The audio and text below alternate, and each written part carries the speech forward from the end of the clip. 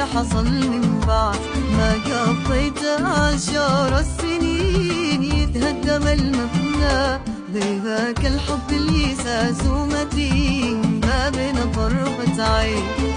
راح الحبيب الزين وراحت معه أحلام ليالي حبي الغالي الثمين، ده اللي حصل يا